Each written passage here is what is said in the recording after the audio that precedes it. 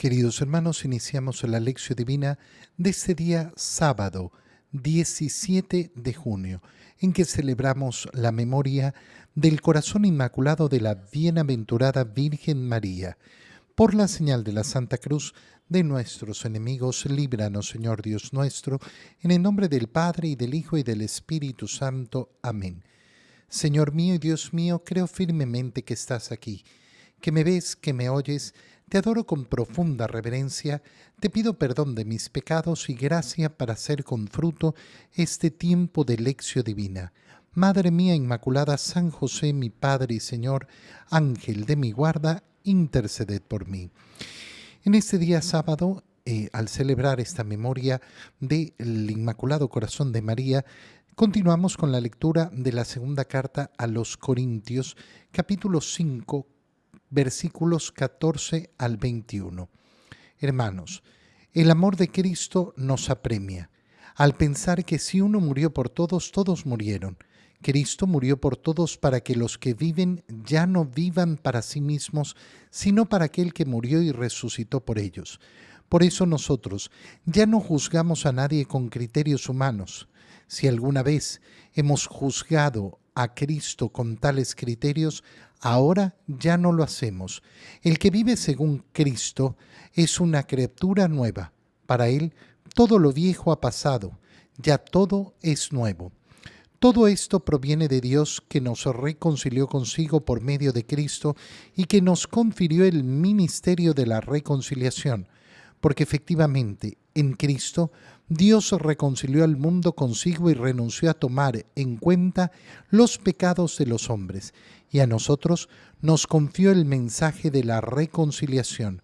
Por eso nosotros somos embajadores de Cristo y por nuestro medio es Dios mismo el que los exhorta a ustedes.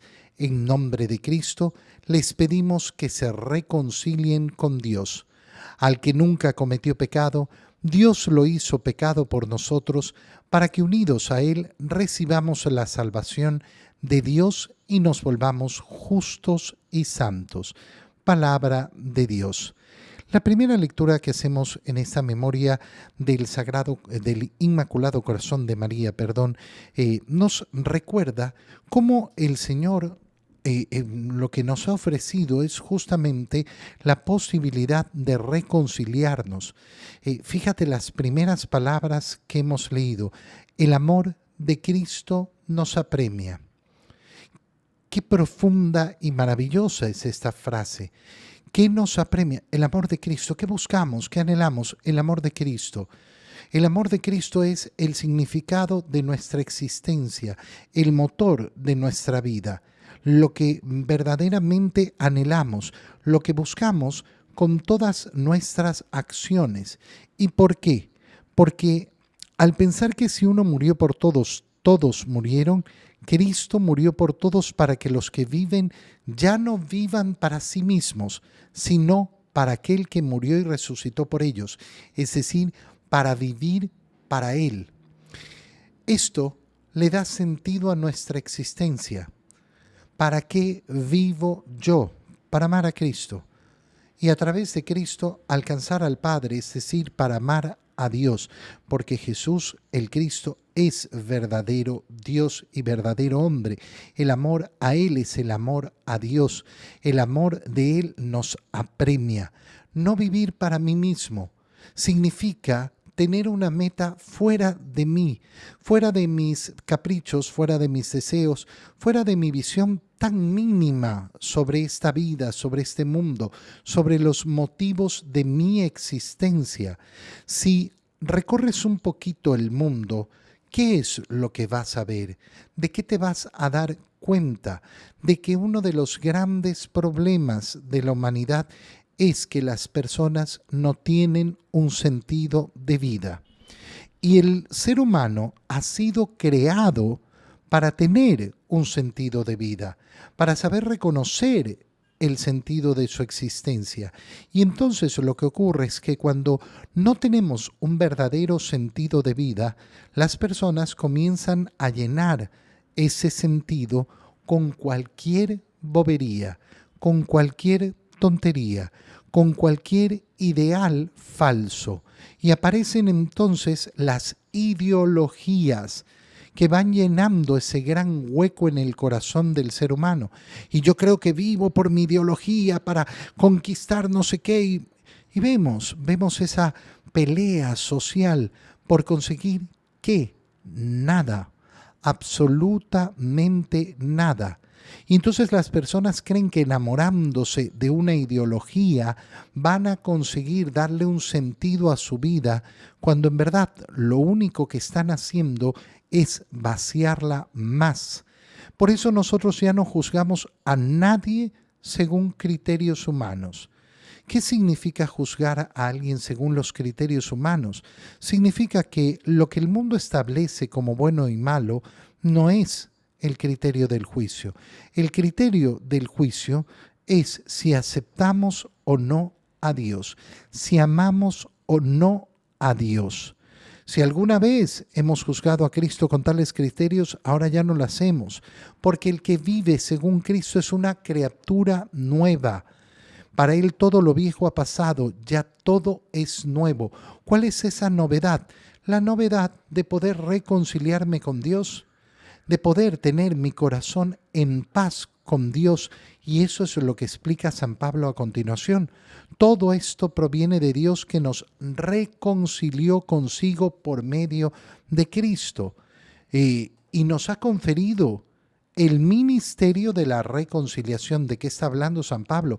Justamente de cómo los apóstoles recibieron de Jesús la capacidad de perdonar los pecados. ¿A nombre propio? No, en el nombre de Dios. Y entonces, efectivamente, a través de Cristo, en Cristo, Dios ha reconciliado el mundo consigo. Ha renunciado a tomar en cuenta los pecados de los hombres y ha confiado este mensaje de la reconciliación a sus apóstoles, para que vayamos y efectivamente podamos proclamar: el Señor nos quiere perdonar, el Señor nos entrega el perdón. Este es el corazón de Dios, corazón al cual está hecho el corazón de María, a la medida del corazón de Dios. Por eso en María vamos a encontrar esa sierva que se acerca a nosotros para acercarnos a su Hijo y a través de su Hijo buscar esa reconciliación con Dios. Dios mismo, el que los exhorta a ustedes. En nombre de Cristo les pedimos que se dejen reconciliar con Dios. Mira la petición que está haciendo San Pablo, que se dejen reconciliar con Dios. Qué terrible es tener a nuestro alcance la reconciliación con Dios y que yo no quiera aceptarla.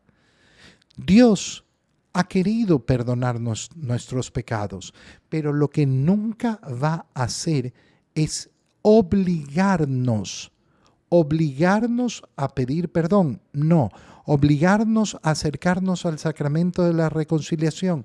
No.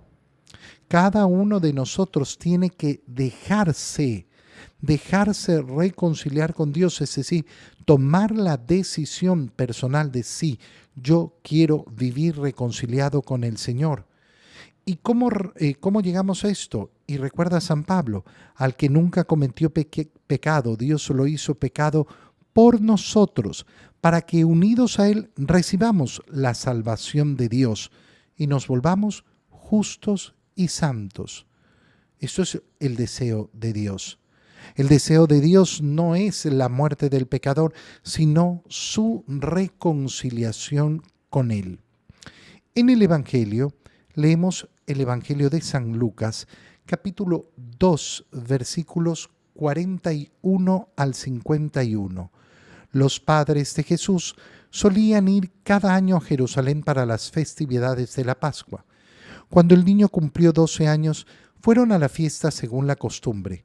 Pasados aquellos días se volvieron, pero el niño Jesús se quedó en Jerusalén sin que sus padres lo supieran. Creyendo que iba en la caravana, hicieron un día de camino. Entonces lo buscaron y al no encontrarlo, regresaron a Jerusalén en su busca. Al tercer día lo encontraron en el templo, sentado en medio de los doctores, escuchándolos y haciéndoles preguntas. Todos los que lo oían se admiraban de su inteligencia y de sus respuestas. Al verlo, sus padres se quedaron atónitos y su madre le dijo: «Hijo mío, ¿por qué te has portado así con nosotros? Tu padre y yo te hemos estado buscando llenos de angustia». Él les respondió: «¿Por qué me andaban buscando? ¿No sabían que debo ocuparme en las cosas de mi padre?». Ellos no entendieron la respuesta que les dio. Entonces volvió con ellos a Nazaret y siguió sujeto a su autoridad.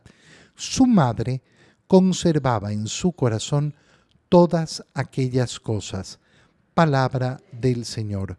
¿Por qué leemos esta lectura en esta memoria del Inmaculado Corazón de María? Sencillo, por esas últimas palabras que hemos escuchado, cómo María guardaba todas estas cosas en su corazón, lo que nos permite entonces conocer cómo es ese corazón de María. Pero la verdad que toda la lectura nos permite ir descubriendo el corazón de María. En primer lugar, sus padres, los padres de Jesús, iban cada año a Jerusalén para las festividades de la Pascua. Entonces, ¿cómo es el corazón de María? Un corazón piadoso. En primer lugar, es un corazón piadoso, un corazón que todos los años está dispuesto a ir a hacer todo el viaje hasta Jerusalén. ¿Por qué? Porque quieren acercarse al templo del Señor. Tienen en su hogar al Verbo encarnado y sin embargo José y María quieren cumplir, quieren efectivamente vivir la piedad, quieren cumplir con el Señor, quieren mostrarle al Señor su cariño, porque la piedad es eso, son las manifestaciones de amor que realizamos al Señor. Cuando el niño cumplió 12 años, esto es importantísimo porque los 12 años son el cambio entre la niñez y la juventud, es decir, que deja de ser niño. Este es un momento celebrado en los judíos, el cumplimiento de los 12 años, porque se produce ya un cambio, una transformación. Es decir, que estamos hablando ya no del niño Jesús, sino del joven Jesús. Y entonces, cuando cumple 12 años, fueron a la fiesta según la costumbre. Pasan unos días en Jerusalén, los días de fiesta, y deciden regresar. Y no se dan cuenta que Jesús no va con ellos y piensan que está en la caravana. Y esto nos muestra otra característica del corazón de María. Uno podría pensar, pero qué padres tan despreocupados que no se aseguraron. Pero resulta que a lo largo de los años, este hijo suyo ha sido obediente, no les ha dado problemas y ha ido ganando la confianza de sus padres. Ya tiene 12 años, ya no es un niño pequeñito. Y entonces le dan el espacio necesario para que vaya tomando sus responsabilidades, para que vaya haciendo las cosas que tiene que hacer. Por tanto, no le están encima todo el tiempo. Uno podrá decir, ay, pero ¿cómo va a ser tanta despreocupación? No, ninguna despreocupación. Por eso cuando llega el momento debido, lo buscan para poderlo tener a su vista. Pero qué importante es ese saber soltar. Un corazón que no ama es un corazón que quiere tener apresado al otro en todo momento, que no le quiere permitir vivir en libertad. A toda madre le cuesta desprenderse de su hijo, pero resulta que el corazón de María es un corazón que piensa en el otro, que sabe lo que necesita el otro y que por tanto no tiene apegos y es desprendido. Creyendo que iba en la caravana, lo buscan, pero no lo encuentran al final del primer día de viaje. Así que en ese momento deciden volver a Jerusalén. Inmediatamente nos dice el Evangelio, al tercer día lo encontraron. Y lógicamente aquí nos detenemos. ¿Por qué? Porque cuando nosotros pensamos en José y María buscando a Jesús durante 3 días, es un tiempo de agobio. Ponernos en los pies de María en ese momento, no está Jesús, no está Jesús.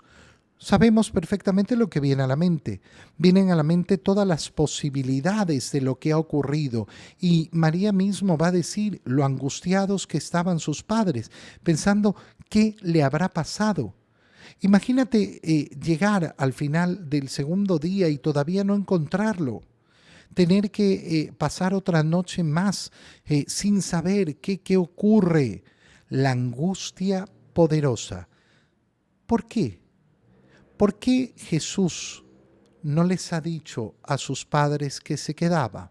¿Por qué se ha portado en este momento, digamos, desobedientemente? Bueno, la respuesta es muy sencilla. Porque este acontecimiento ha preparado el corazón de María. Ha preparado el corazón de María ¿para qué? Para poderlo perder en la cruz. Y claro, cuando decimos al tercer día lo encontraron en el templo, bueno, al tercer día resucitó. Por eso decimos que María, con todo el sufrimiento de la cruz, con todo el sufrimiento de haber visto a su hijo morir, no perdió nunca la esperanza de saber que lo volvería a ver. Su corazón ya había sido preparado por el Señor para esto y es hermoso cuando lo contemplamos así. Es verdaderamente bello ver cómo esta escena prepara el corazón de María para mantener firme la esperanza delante de la angustia, delante del dolor, delante de todo lo que está ocurriendo, pero mantiene efectivamente la esperanza. Lo encontraron sentado en medio de los doctores, escuchándolos y haciéndoles preguntas. Estas son las dos cosas que hace el Señor delante de los doctores. Los escucha y les hace preguntas. Qué precioso es esto. ¿Por qué? Porque el Señor escucha las explicaciones de los doctores, pero les pregunta para hacerles ver efectivamente qué es lo que han dicho bien y dónde no se han dado cuenta de ciertas realidades, por lo que todos los que lo oían se admiraban de su inteligencia y de sus respuestas, es decir, de cómo sabe preguntar. Pregunta, escucha la respuesta y vuelve a preguntar. Saber hacer las preguntas justas es efectivamente mostrar la inteligencia. Aquel que no tiene inteligencia normalmente no sabe hacer las preguntas correctas. Al verlo sus padres se quedaron atónitos, sin saber qué decir, hasta que María rompe ese silencio y le dice: hijo mío, ¿por qué? ¿Por qué te has portado así con nosotros? Fíjate cómo María le está reclamando al Señor. ¿Por qué? Porque el comportamiento que ha hecho no es correcto. ¿Y por qué no ha sido correcto? Por el sufrimiento que le ha causado a sus padres. Pero ¿cómo es el corazón de María? El corazón de María no es el corazón que simplemente acusa y llega a la sentencia. Pregunta, ¿por qué te has portado así con nosotros? No salta simplemente: eres un malvado, maldito, ¿cómo me has hecho esto? No, ¿por qué has hecho esto? Has hecho esto, pero debe haber una razón. Quiero que me la expliques para poderte entender. Y le dice: tu padre y yo hemos estado buscándote llenos de angustia. Ya lo decíamos antes. Y él les responde: ¿por qué? ¿Por qué me andaban buscando? ¿No sabían dónde encontrarme? ¿No sabían encontrarme en las cosas de mi Padre? Pero ellos no logran entender la respuesta del Señor. Vuelve con ellos a Nazaret y está sujeto a su autoridad, pero María conserva estas cosas en su corazón, es decir, va guardando con paciencia. ¿Por qué? Porque hay muchas cosas en la vida que no podemos entenderlas inmediatamente. Cuando queremos vivir la vida con inmediatez, nos vamos a equivocar.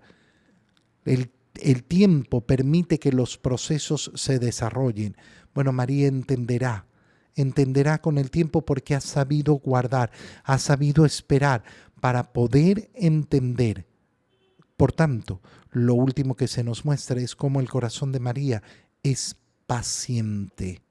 Te doy gracias, Dios mío, por los buenos propósitos, afectos e inspiraciones que me has comunicado en este tiempo de lección divina. Te pido ayuda para ponerlos por obra. Madre mía Inmaculada, San José, mi Padre y Señor, Ángel de mi guarda, interceded por mí. María, Madre de la Iglesia, ruega por nosotros. Queridos hermanos, reciban mi bendición en este día del Inmaculado Corazón de María, en el nombre del Padre, y del Hijo, y del Espíritu Santo. Amén. Que tengan todos un feliz día.